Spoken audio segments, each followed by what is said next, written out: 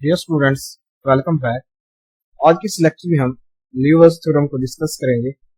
अगर आपने अभी तक चैनल को सब्सक्राइब नहीं किया तो चैनल को सब्सक्राइब करें, वीडियो को लाइक और शेयर करें। डियर स्टूडेंट्स, इस कंसेप्ट को समझने के लिए वीडियो को आखिर तक लाजमी देखें। अब इस थ्योरम की स्टेटमेंट क्या है? The only bounded entire functions are constants. ऐसे फंक्शंस जो बाउंडेड भी हों एंड इंटायर फंक्शन भी हों, then these functions are constants. तो वो फंक्शंस क्या होंगे? कॉन्स्टेंट्स होंगे। इसकी सेकंड स्टेटमेंट क्या है? If f of z is an integrand function satisfying the inequality f of z का mod less than equal than m for all values of z। कि अगर हमें z की तमाम वैल्यूज के लिए f of z का mod less than equal than m मिले, where m is positive constant, then f of z is constant। तो यहाँ पर जो m था स्टूडेंट्स, वो एक पॉजिटिव कांस्टेंट था। तो अगर हमें z की तमाम वैल्यूज के लिए f of z का mod less than equal than m मिले, then this function f of z ये क्या होगा? एक कांस्टेंट फंक्शन। इस रिजल्ट को स्टूडेंट्स हमने यहाँ पर प्रूफ करना है। अब इसका प्रूफ क्या होगा? Suppose z1 and z2 are any 2 points in z plane. यहाँ पर स्टूडेंट्स हमने कोई से 2 पॉइंट्स लिए हैं, एक z1 एंड z2। ये एक z प्लेन में मौजूद पॉइंट्स हैं with z1 as centre with radius r makes a circle gamma with equation z minus z1 mod which is equal to r। यहाँ पर हमने एक और यहाँ पर कंडीशंस इंट्रोड्यूस की है कि यहाँ पर जो गैमा है स्टूडेंट्स, वो एक सर्कल है जिसका सेंटर पॉइंट z0 है और इसका रेडियस स्टूडेंट्स क्या है? r है। और इस सर्कल की जो इक्वेशन है वो है z माइनस z1 का mod which is equal to r, which is shown in figure. यहाँ पर स्टूडेंट देखें, ये कोई से 2 पॉइंट्स है z1 and z2। These points are present in z plane. और नेक्स्ट हमने ये सपोज किया कि जो गैमा है स्टूडेंट्स, वो एक सर्कल है जिसका सेंटर पॉइंट z1 है और उसका रेडियस r है। इस सर्कल का रेडियस r है बाय कॉशी इंटेग्रल फार्मूला। और स्टूडेंट्स जो z2 से z1 तक जो डिस्टेंस है स्टूडेंट्स, वो है r/2। ठीक है स्टूडेंट्स, यानी from figure z2 minus z1 का मॉड, ये स्टूडेंट्स क्या है? ये r/2 के इक्वल है। नेक्स्ट है बाय कॉशी इंटेग्रल फार्मूला, जो कि हमने प्रीवियस लेक्चर में पढ़ा था कि f of z1 ये किसके इक्वल होगा? 1/2 pi iota close integral gamma f of z over z minus z1 dz। ये हमारे पास क्या है? ये z1 के लिए कॉशी इंटेग्रल फार्मूला है। और ये स्टूडेंट्स क्या है? Cauchy integral formula for the point z2। तो f of z2 किसके होगा? 1/2 pi iota close integral gamma f of z over z minus z2 dz। यहाँ पर जो हमने गैमा लिया है स्टूडेंट्स, ये हमें गिवन कंटूर है। तो नो, अब f of z2 minus f of z1 किसके इक्वल होगा?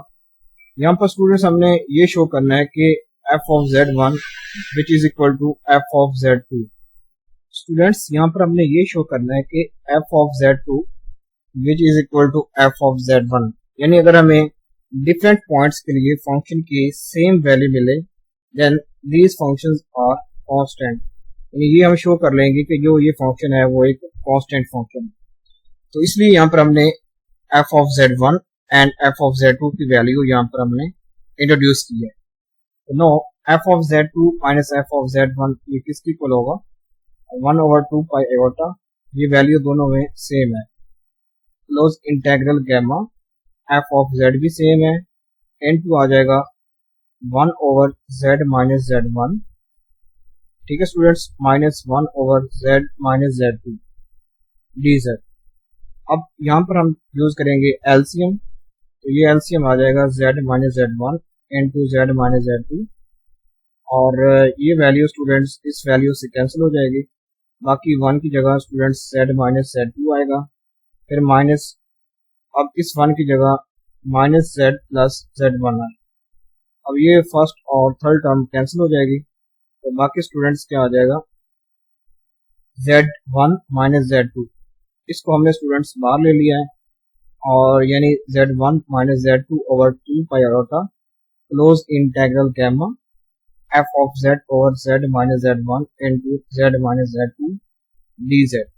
इसको यहाँ पर हमने इक्वेशन नंबर 1 रख लिया है। Next we have z minus Z one which is equal to r, ये हमें गिवन था, तो यहाँ पर हम स्टूडेंट्स इनकी वैल्यूज कैलकुलेट करेंगे कि z माइनस जेड वन की वैल्यू क्या आएगी, z माइनस जेड टू की वैल्यू क्या आएगी, और f ऑफ z का मॉड ये तो हमें गिवन था, ये less than equal than m है, तो हम स्टूडेंट्स बाकी इन वैल्यूज के मॉड की वैल्यूज कैलकुलेट करेंगे। तो z माइनस जेड वन का मॉड ये इज इक्वल टू r, ये गिवन था, तो z माइनस जेड टू का मॉड अब ये किसके इक्वल होगा, यहाँ पर स्टूडेंट्स हमने इस वैल्यू में z1 को ऐड भी किया है और सब्ट्रैक्ट भी किया, बाकी इस पर कोई फर्क नहीं पड़ेगा, तो z minus Z one plus Z one minus Z two, इसको हम लिख सकते हैं z minus Z one minus n two z two minus Z one का मॉड।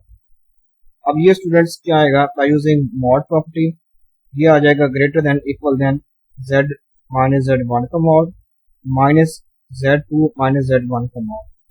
अब ये वैल्यू हमें थी, ये थी r, और ये वैल्यू हमें गिवन थी r बाय टू, ये greater than equal than r minus r by two which is greater than equal than 2r minus r over two which is greater than equal than r by two. Students इसकी value हमारे पास क्या आती है, z minus Z two के mod की value वो greater than equal than r by two आती है। अगर हम इसका रेसिप्रोकल लेंगे स्टूडेंट्स, तो यानी हमें चाहिए था 1 over z minus Z to का मॉड, तो ये आ जाएगा रेसिप्रोकल लेने के बाद, तो 1 over z minus Z to का मॉड ये लेस देन इक्वल आ जाएगा r by two, 2 by r।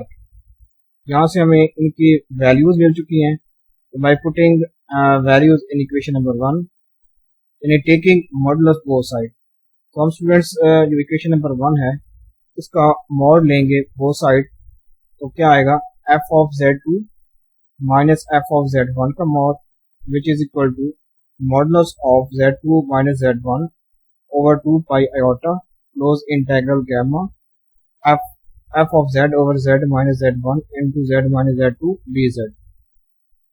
अब ये लेस देन इक्वल देन हो जाएगा स्टूडेंट्स z2 माइनस z1 का मॉड ओवर 2 पाई, अगर हम 2 पाई आयोटा का मॉड लेते हैं तो हमें क्या मिलता है, 2 पाई मिलता है, close integral gamma f of z का मॉड और z माइनस z1 का mod dot z minus z2 का मॉड dz का मॉड।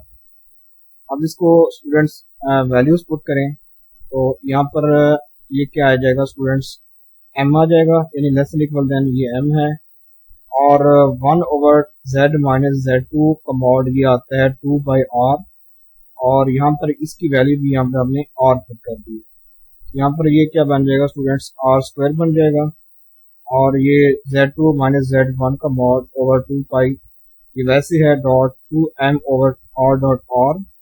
अब ये क्लोज इंटेग्रल गैमा dz का मॉड, अब इसकी वैल्यू स्टूडेंट्स क्या होती है हमारे पास 2 पाई r होता है, यानी क्लोज इंटेग्रल गैमा dz का मॉड ये इक्वल होता है 2 पाई r की।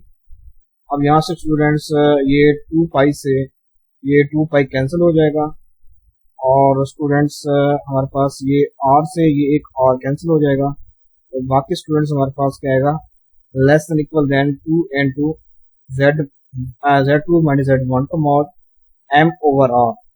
अब ये स्टूडेंट्स अप्रोच करेगा 0 को as r approaches to infinity, तो जैसे जैसे r की वैल्यू इन्फिनिटी को अप्रोच करेगी स्टूडेंट्स ये टोटल टर्म अप्रोच कर जाएगी 0 को, तो कॉन्सिक्वेंटली अब इसका जो स्टूडेंट्स मॉड होगा वो इक्वल होगा स्टूडेंट्स 0 को। अगर हम मॉड को यहाँ से एंड करें तो हमारे पास क्या आता है f of z2 minus f of z1 which is equal to 0।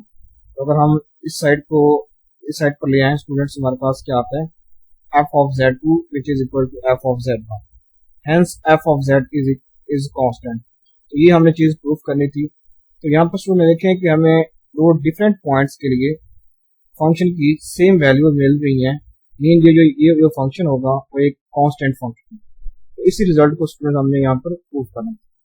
Thanks for watching this video.